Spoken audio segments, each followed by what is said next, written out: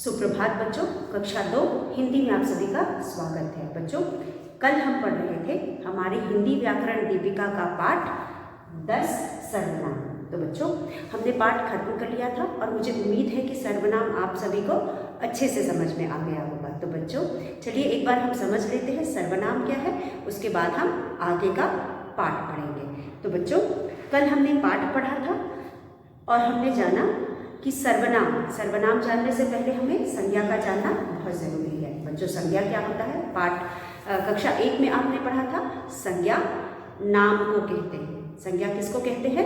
नाम को कहते हैं। उसके बाद आपने कक्षा 2 में पढ़ा कि किसी भी व्यक्ति, वस्तु, स्थान, पशु, पक्षी या भाव के नाम को संज्ञा कहते हैं। तो बच्चों, आपने कक्षा 2 में पढ़ा कि किसी भी वस्तु, व्यक्ति, स्थान के नाम को, पशु पक्षी के नाम को हम संज्ञा कहते हैं। तो बच्चों, यहाँ पे आपने संज्ञा शब्दों के बारे में जान लिया। अब हम आज संज्ञा शब्दों के बारे में यहाँ पे क्यों विचार कर रहे हैं बच्चों? क्योंकि संज्ञा शब्द के स्थान पर प्रयोग किए जाने वाले शब्दों को ही हम सर्वनाम कहते हैं। जैसा कि कल भी मैंने आपको बताया कि यहाँ पे हमें कुछ उदाहरण दिए गए थे और उन उदाहरणों में नाम के स्थान पर जिन शब्दों का प्रयोग किया गया था उन्हें हम संज्ञा कहते हैं। तो नाम के स्थान पर हमने यहाँ पे किन शब्दों का प्रयोग किया था? यहाँ पे हमने मैं, हम, तुम, वे, वह का प्रयोग किया था। तो यह जितने भी शब्द हैं यह सर्वनाम शब्द हैं। तो बच्चों, कई बार क्या होता है कि हम किसी एक संज्ञा शब्द को बार बार नहीं लिख सकते या उनका प्रयोग हम बार बार नहीं कर सकते, तो उनकी जगह हम कुछ ऐसे शब्दों का प्रयोग करते हैं जिनसे हमारा काम आसान हो जाता है, तो हम उन्हें सर्वनाम कहते हैं। जैसे कि आपने कल यहाँ पे उदाहरण में भी देखा था कि यह शुभम का विद्यालय है। यहाँ पे हमने कुछ उदाहरण देखे थे और जाना था कि हम किस तरह से यहाँ पे यह शुभम का विद्यालय है, किस तरह से यहाँ पे हम किसी नाम के स्थान पे यह, वह, मैं, तुम का प्रयोग करके हम वाक्य को बदल सकते हैं। तो यहाँ पे यह शुभम का विद्यालय है, हम विद्यालय दिखाते हुए कह रहे हैं कि यह शुभम का विद्यालय है। उसके बाद दूसरे वाक्य में वह यहाँ पढ़ता है। किसका विद्यालय है? शुभम का विद्यालय है। तो दूसरे वाक्य में जब हमने वह का प्रयोग किया तो वह किसके लिए प्रयोग किया? वह हमने शुभम के लिए किया। तो यहाँ पे वह सर्वनाम हो गया, क्योंकि वह का प्रयोग हमने नाम के स्थान पर किया है तो वह सर्वनाम हो गया। उसके बाद विद्यालय में 40 अध्यापक हैं। उसके बाद हमने बताया कि विद्यालय में 40 अध्यापक हैं, वे प्यार से पढ़ाते हैं। फिर अध्यापक के लिए हमने वे का प्रयोग किया, तो वहाँ और अध्यापक एक संज्ञा है और संज्ञा के स्थान पर हमने वे का प्रयोग किया। तो यहाँ पे वे जो है वह सर्वनाम है। तो बच्चों, चलिए हम एक बार इसे दोहरा लेते हैं। उससे पहले हमने इसके पहले जो एक अभ्यास किया था उसे देख लेते हैं। बच्चों, यहाँ पे हमने देखा था कि संज्ञा और सर्वनाम शब्दों को दिया गया है। इन संज्ञा और सर्वनाम शब्दों में से हमें दोनों को अलग अलग करना है। संज्ञा के नीचे संज्ञा लिखना है और सर्वनाम के नीचे सर्वनाम लिखना है। तो यहाँ पे हमारे पास पहला शब्द था राम। राम किसका नाम है? राम एक व्यक्ति का नाम है और क्योंकि ये नाम है इसलिए यह संज्ञा शब्द है, हम इसे संज्ञा के नीचे लिखेंगे। उसके बाद दिल्ली। दिल्ली किसका नाम है? दिल्ली स्थान का नाम है, इसलिए दिल्ली को भी हम संज्ञा के नीचे रखेंगे, क्योंकि दिल्ली भी स्थान का नाम है। कोई भी नाम संज्ञा कहलाता है, इसलिए हम इसको भी संज्ञा के नीचे लिखेंगे। उसके बाद वह, मैं, वे, हम, तुम, यह सब ऐसे शब्द हैं जैसे कि हम यहाँ लिख करके बता रहे हैं। वह, मैं, हम,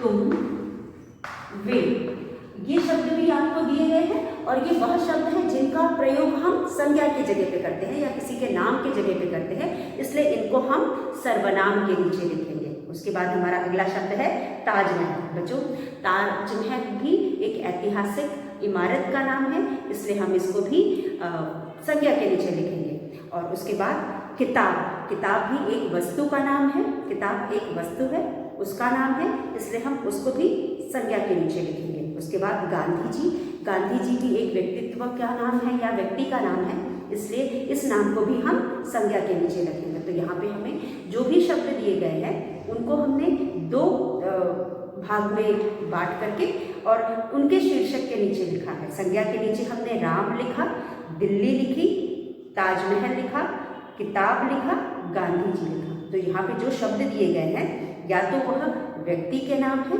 या तो वह स्थान के नाम है, या तो वह वस्तु के नाम है। तो हमने इस पाठ में पढ़ा, हमने इस कक्षा में पढ़ा है कि किसी भी व्यक्ति, वस्तु, स्थान या पशु पक्षी के नाम को हम संज्ञा कहते हैं। तो जो भी ये नाम है इनको हमने संज्ञा के नीचे लिखा। अब इन नामों की जगह पे जिन शब्दों का हम प्रयोग करते हैं उसे हम सर्वनाम कहते हैं, इसलिए हमने उसे सर्वनाम के नीचे लिखा है। तो बच्चों, इस प्रकार हमारा यह अभ्यास खत्म हो गया। अब हम करेंगे हमारा अगला अभ्यास जो हमने कल पढ़ा था, जिसका अभी आपसे मैंने जिसके बारे में विचार किया था। यहाँ पे हमें कुछ वाक्य दिए गए हैं और उन वाक्यों को हमें सर्वनाम शब्दों पर गोला बनाना है। तो ये है सर्वनाम, ये सर्वनाम शब्दों पर गोला बनाना है। सर्वनाम शब्दों, श आधा ब, द पे ओ की मात्रा और बिंदी शब्दों पर, सर्वनाम शब्दों पर घेरा, घ पे ए की मात्रा घे, र पे आ की मात्रा घेरा, ब ना ओ बनाओ, सर्वनाम शब्दों पर घेरा बनाओ। अब यहाँ पे हमें जो भी सर्वनाम शब्द है उस पर हमें घेरा बनाना है। तो हमारा पहला उदाहरण है यहाँ पे क में हमने कल पढ़ा था कि यह शुभम का विद्यालय है। यह शुभम का विद्यालय है।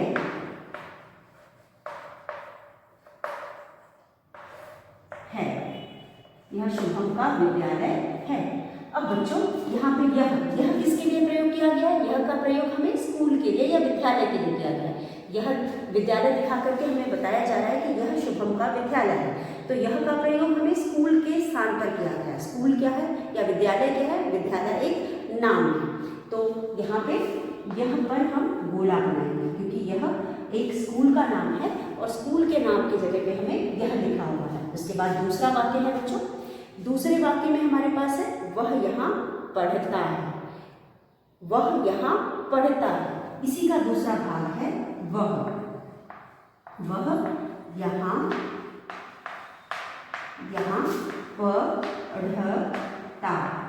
पढ़ता है। वह यहाँ पढ़ता है। कौन यहाँ पढ़ता है? किसके बारे में हम बात कर रहे हैं? शुभम के बारे में बात कर रहे हैं। तो शुभम यहाँ पढ़ता है, तो हमने शुभम की जगह पे वह का प्रयोग किया है, तो वह भी सर्वनाम हो गया। वह भी क्या हो गया? सर्वनाम हो गया। वह यहाँ पढ़ता है यानी कि शुभम यहाँ पढ़ता है, तो शुभम या वह पर भी हमने यहाँ गोला बनाया। उसके बाद अगला है विद्यालय में 40 अध्यापक हैं। विद्यालय व भी छोटी की मात्रा, विद्यालय में 40 अध्यापक हैं। विद्यालय में 40 अध्यापक हैं। अब बच्चों, अब इसके बाद हमारा अगला वाक्य है वे प्यार से पढ़ाते हैं। व पे ए की मात्रा, वे प्यार से पढ़ाते हैं। वह प्यार से पढ़ाते हैं। अब बच्चों, वे किसके लिए प्रयोग किया गया है? अध्यापक के लिए प्रयोग किया गया है। विद्यालय में 40 अध्यापक हैं, वे प्यार से पढ़ाते हैं। तो वे किसके लिए प्रयोग किया गया है? वे का प्रयोग हमें अध्यापक के लिए किया गया है। अध्यापक एक नाम है, एक संज्ञा है, इसलिए हम अध्यापक की जगह पे जिस शब्द का प्रयोग करेंगे उसे हम सर्वनाम कहेंगे और उस पर भी हम गोला बनाएंगे। तो बच्चों, मुझे उम्मीद है कि आपको समझ में आ गया होगा। यह शुभम का विद्यालय है। यह विद्यालय के लिए प्रयोग किया गया है। यह का प्रयोग विद्यालय के लिए किया गया है, इसलिए यह सर्वनाम है। विद्यालय एक संज्ञा है, इसलिए यह सर्वनाम है। उसके बाद वह यहाँ पढ़ता है। वह क्या करता है? वह यहाँ पढ़ता है, इसलिए वह किसके लिए प्रयोग किया गया है? वह का प्रयोग किसके लिए किया गया है? वह का प्रयोग शुभम के लिए किया गया है। शुभम भी एक संज्ञा शब्द है या नाम है, इसलिए हमने वह का प्रयोग किया है। विद्यालय में 40 अध्यापक हैं। अब अगले वाक्य में वे प्यार से पढ़ाते हैं। वे का प्रयोग हमने अध्यापक के लिए किया गया है। अध्यापक भी संज्ञा शब्द है, इसलिए वे हमने सर्वनाम वे हमने अध्यापक की जगह किया है और अध्यापक संज्ञा शब्द है, तो संज्ञा शब्द की जगह किए गए शब्द को के जगह प्रयोग किए गए शब्द को हम सर्वनाम बोलेंगे, तो वे भी सर्वनाम है। तो बच्चों इस तरह से यहाँ पे जो भी सर्वनाम शब्द दिए गए हैं, वे शब्द जिनको हमने संज्ञा शब्द की जगह जिनका प्रयोग किया है उसे हम सर्वनाम शब्द कहेंगे। जो भी इस वाक्य में संज्ञा शब्द सर्वनाम शब्द है उन पर हमने गोला बना करके इस अभ्यास को पूरा किया। अब हम करेंगे हमारा आज का अगला अभ्यास। तो बच्चों यहाँ पे है यह, वह, वे। तो हमने सर्वनाम पढ़ लिया, समझ लिया। अब अगर हमें अगला हमारा अभ्यास है जिसमें हमें दिए गए सर्वनाम शब्दों का वाक्यों में प्रयोग करना है। उससे पहले हमारे पास एक और वाक्य है, गीतू बाजार गई, वह एक गुड़िया लाई। पहले वाक्य में दिया गया है कि गीतू बाजार गई और वह एक गुड़िया लाई, तो वह का प्रयोग गीतू के लिए किया गया है, तो आप वह पर गोला बनाएंगे क्योंकि वह का प्रयोग हमने संज्ञा के लिए किया है और वह भी सर्वनाम शब्द है। उसके बाद हमारे पास यहाँ पे कुछ शब्द दिए गए हैं। वाक्य बनाओ, वाक्य बनाओ, वाक्य बनाओ। अब वाक्य बनाने के लिए हमारे पास यहाँ पे कुछ शब्द हैं। क्या शब्द है? पहला शब्द है मैं के लिए हम वाक्य बनाएंगे। तो बच्चों, मैं स्कूल में पढ़ता हूँ, मैं पैदल स्कूल जाता हूँ, मैं बहुत तेज चलता हूँ, मैं बहुत अच्छा लड़का हूँ, मैं विद्यालय से घर बहुत जल्दी चलकर आता हूँ। तो मैं का प्रयोग हम बहुत तरह से कर करके वाक्य बना सकते हैं। उसके बाद हमारा दूसरा शब्द है दूसरा शब्द है हम।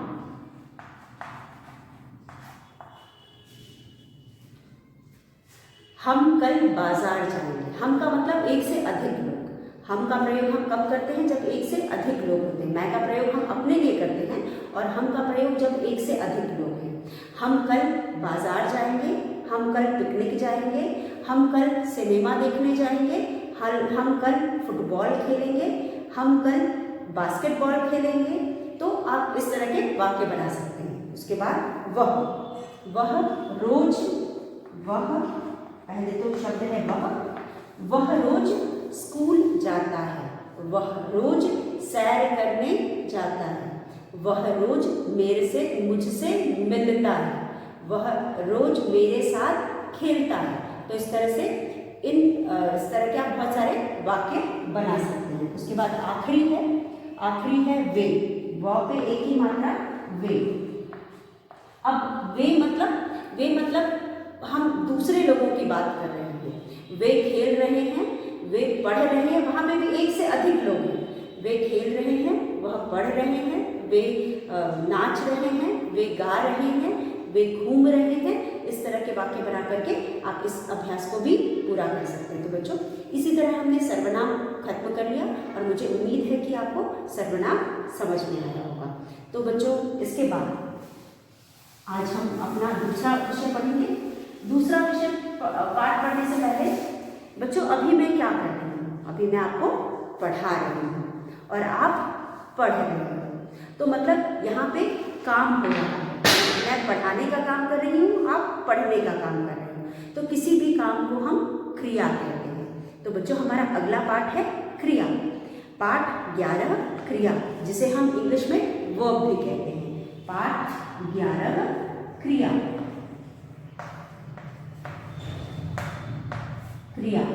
और इंग्लिश में हम इसे वर्ब कहते हैं। वर्ब। तो बच्चों अब आप यहाँ पे देख सकते हैं मोर नाच रहा है। आपके पाठ में आपके पुस्तक में आप देख सकते हैं कुछ चित्र दिए गए हैं और चित्रों के द्वारा हमें बताया गया है कि यहाँ इन चित्रों में क्या काम हो रहा है। किसी भी काम को हम क्रिया कहते हैं।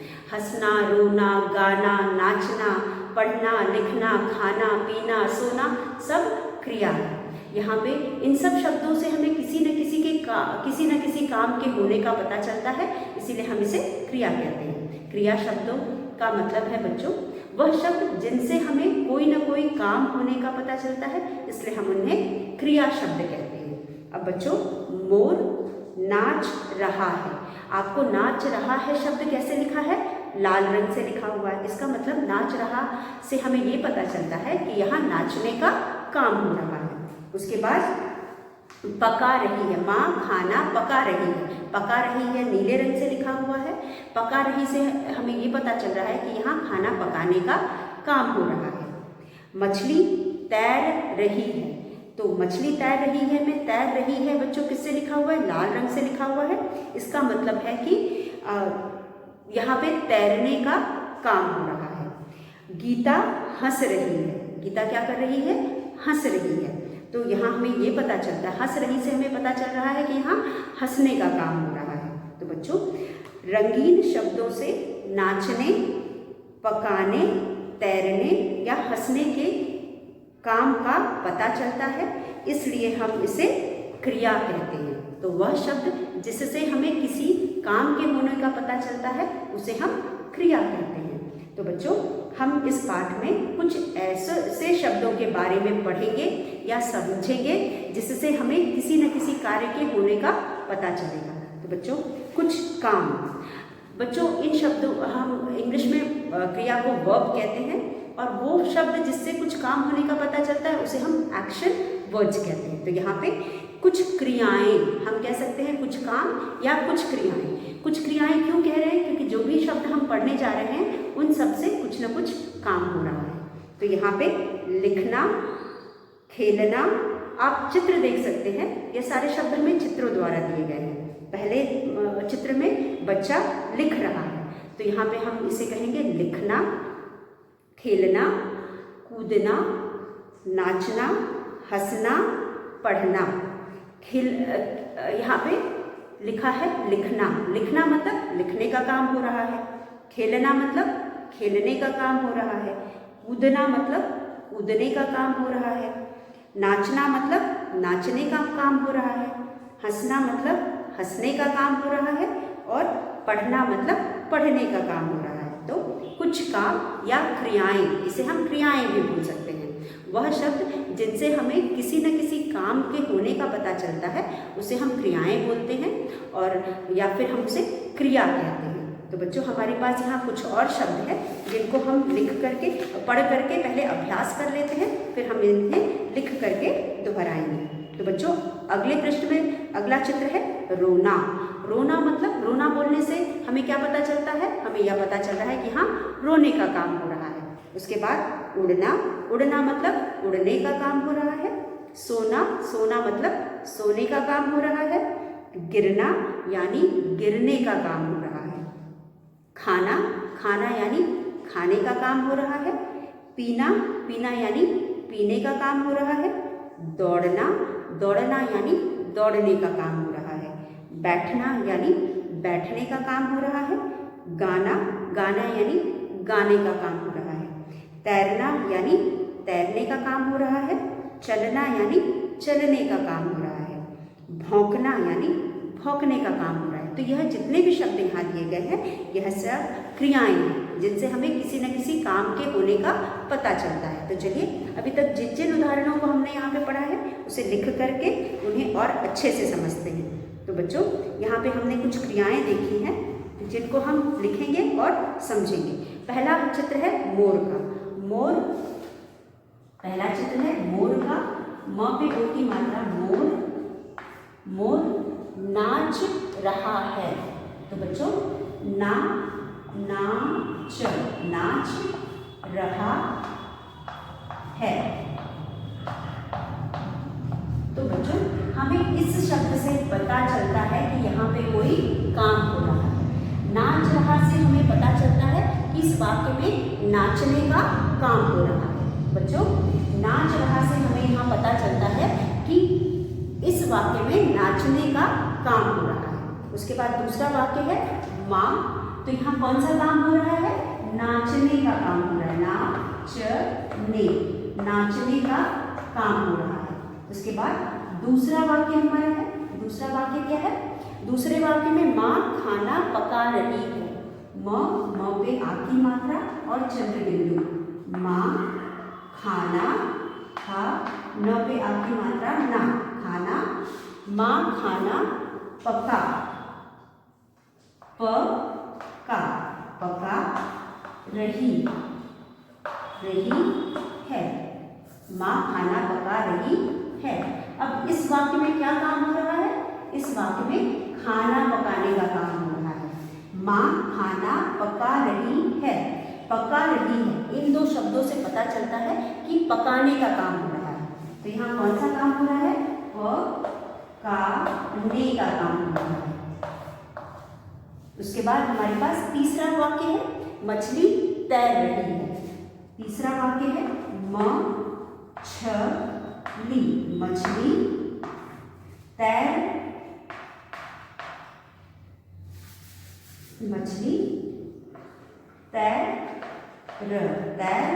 रही है। मछली तैर रही है। अब बच्चों, यहाँ पे तैर रही है से हमें पता क्या चल रहा है? तैरने का काम हो रहा है। तो हम यहाँ लिखेंगे तैरने का काम हो रहा है। उसके बाद अगला है चार। चार का मतलब क्या हुआ? चार में क्या हो रहा है? गीता हंस रही है। ग पे बड़ी की मात्रा गी, त पे आ की मात्रा ता। गीता हंस रही है। गीता हंस रही है। अब गीता क्या कर रही है? हंस रही है। हंस रही से क्या काम हो रहा है? हंसने का काम हो रहा है। हंसने का काम हो रहा है।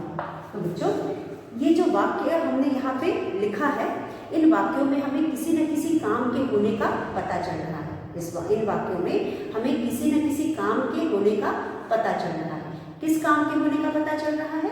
पहले वाक्य में बच्चों नाच रहा है। नाच रहा दो शब्द हैं जिनसे हमें नाचने का काम होने का पता चल रहा है। कौन सा काम होने का पता चल रहा है? नाचने का काम होने का पता चल रहा है। तो मोर नाच रहा है। मोर क्या कर रहा है? मोर नाच रहा है। नाच रहा, इन दो शब्दों से हमें काम के होने का पता चल रहा है। और किस काम के होने का पता चल रहा है? नाचने का काम हो रहा है, यह पता चल रहा है। उसके बाद माँ खाना पका रही है। माँ क्या कर रही है? माँ खाना पका रही है। तो यहाँ पे पका रही है से हमें खाना पकाने का काम हो रहा है, यह पता चलता है। अब पका रही से पकाने का काम हो रहा है, हमें यह पता चलता है। उसके बाद मछली तैर रही है। मछली क्या कर रही है? तैर रही है। तो तैर रही से हमें पता चल रहा है कि तैरने का काम हो रहा है। गीता हंस रही है, तो हमें हंस रही है से पता चलता है कि यहाँ हंसने का काम हो रहा है। तो बच्चों, कोई भी काम क्रिया कहलाता है। जिन शब्दों से हमें किसी के भी काम होने का पता चलता है उसे हम क्रिया कहते हैं। जिन शब्दों से किसी काम के होने का पता चले उसे हम क्रिया कहते हैं। और बच्चों, क्रिया यहाँ पे आगे और भी कई शब्द हैं जिससे हमें क्रिया शब्द पता चल रहे हैं। कुछ काम और भी कुछ काम यहाँ दिए गए हैं जिसे हम समझते हैं। पहला शब्द जो कि ये शब्द क्रियाएं कहलाएंगी, जिसे हम इंग्लिश में एक्शन वर्ड्स भी कहते हैं। इन शब्दों को हम क्रियाएं कहेंगे। पहला शब्द है लिखना। ल पे छोटी की मात्रा, ली ख ना। अब लिखना शब्द से हमें क्या काम होने का पता चल रहा है? लिखने का काम हो रहा है। फिर है खेलना। खेलना से खेलना, खेलना से खेलने का काम हो रहा है। उसके उसके बाद कूदना, कूदना शब्द से भी हमें पता चल रहा है कि यहाँ पे कूदने का काम हो रहा है। कूदना से हमें पता चलता है कि यहाँ पे कूदने का काम हो रहा है। उसके बाद नाचना, न पे आ की मात्रा, ना च ना, नाचना, नाचना शब्द से हमें पता चलता है कि यहाँ नाचने का काम हो रहा है। हंसना, ह पे चंद्रबिंदु, स ना, हंसना शब्द से पता चलता है कि यहाँ हंसने का काम हो रहा है। उसके बाद पढ़ना, पढ़ना, पढ़ना शब्द से हमें पता चलता है कि यहाँ पढ़ने का काम हो रहा है। उसके बाद रोना, रोना शब्द से हमें पता चलता है कि यहाँ रोने का काम हो रहा है। रोना, रोना शब्द से हमें पता चलता है कि हम यहाँ रोने का काम हो रहा है। उसके बाद उड़ना, उड़ना, उड़ना शब्द से हमें पता चलता है कि यहाँ उड़ने का काम हो रहा है। उसके बाद सोना, स पे ओ की मात्रा, सोना, सोना, सोना शब्द से हमें पता चलता है कि यहाँ सोने का काम हो रहा है। फिर गिरना, ग पे छोटी की मात्रा, गिरना, गिरना से हमें पता चलता है कि यहाँ गिरने का काम हो रहा है। खाना, खाने का काम हो रहा है, खाना। फिर है पीना, प पे बड़ी की मात्रा पी, न पे आ की मात्रा ना, पीना। फिर है दौड़ना, द पे अ की मात्रा दौड़ना, दौड़ना। उसके बाद है बैठना, ब पे ए की मात्रा बैठना, बैठना। फिर है गाना, ग पे आ की मात्रा गाना। तो बच्चों पीना से हमें पीने का काम हो रहा है पता चलता है, दौड़ना से हमें दौड़ने का काम हो रहा है पता चलता है। उसके बाद बैठना से बैठने का काम हो रहा है, गाना से गाने का काम हो रहा है। उसके बाद हमारे पास कुछ और शब्द हैं जैसे कि तैरना, पे ए की मात्रा तैरना, तैरना। उसके बाद हमारे पास है चलना, चलना, चलना। उसके बाद भौंकना, भौंकना, भौंकना। तो बच्चों हमें तैरना से तैरने का काम हो रहा है पता चलता है, चलना से चलने का काम हो रहा है और भौंकना से भौंकने का काम हो रहा है। तो इन सभी शब्दों से हमें कुछ न कुछ काम होने का पता चलता है बच्चों, इसलिए हम इन्हें क्रिया शब्द कहते हैं या फिर हम इन्हें क्रियाएं कहते हैं। अब बच्चों हमें जो भी यहाँ शब्द दिए गए हैं ये शब्द हमें यह बताते हैं कि इन शब्दों से कोई ना कोई काम हो रहा है या किसी न किसी काम के होने का पता चल रहा है, इसलिए हम इसे क्रियाएं कहते हैं। तो चलिए एक बार फिर इन्हें पढ़ते हैं। कुछ क्रियाएं हैं या कुछ काम कह सकते हैं, क्रियाएं या इन्हें हम काम कह सकते हैं। लिखना, पढ़ना, खाना, तैरना, खेलना, रोना, पीना, चलना, कूदना, उड़ना, दौड़ना, भौंकना, नाचना, सोना, बैठना, हंसना, गिरना, गाना। तो बच्चों यहाँ कुछ शब्द हैं जिनसे हमें कुछ न कुछ काम होने का पता चलता है। तो बच्चों इस प्रकार से हमने इस पाठ में कुछ क्रियाओं के बारे में पढ़ा और हमने जाना कि वह शब्द जिनसे हमें किसी न किसी काम के होने का पता चलता है उसे हम क्रिया कहते हैं। तो बच्चों आप इस पाठ को पढ़िएगा और इन पाठ में दिए गए उदाहरणों को लिख करके समझिएगा और उसके बाद हम कल के अपने वीडियो में हमारा अगला अभ्यास करेंगे जो कि इस पाठ के पीछे दिए गए हैं। तो बच्चों जब तक कि आप पाठ को जोर जोर से पढ़ेंगे नहीं और समझेंगे नहीं आपको अच्छे से नहीं समझ में आएगा, इसीलिए किसी भी पाठ को समझने के लिए उसे पढ़ना जरूरी होता है। तो आप इन शब्दों को जो क्रिया शब्द यहाँ दिए गए हैं इन्हें आप जोर जोर से पढ़िएगा और समझिएगा किस तरह से किसी भी शब्द जिससे हमें किसी न किसी काम के होने का पता चलता है उसे हम क्रियाएं करते हैं। तो बच्चों आप आगे का जो अभ्यास दिया गया है वो हम कल करेंगे। जब आपको पाठ समझ में आ जाएगा तभी आप अभ्यास को भी कर पाएंगे। तो बच्चों हमने पाठ आज दोहरा लिया है, कल के वीडियो में हम अभ्यास कार्य करेंगे। तो बच्चों आज का वीडियो हम यही समाप्त करते हैं। कल के वीडियो में हम आपसे फिर मिलेंगे। तब तक के लिए धन्यवाद।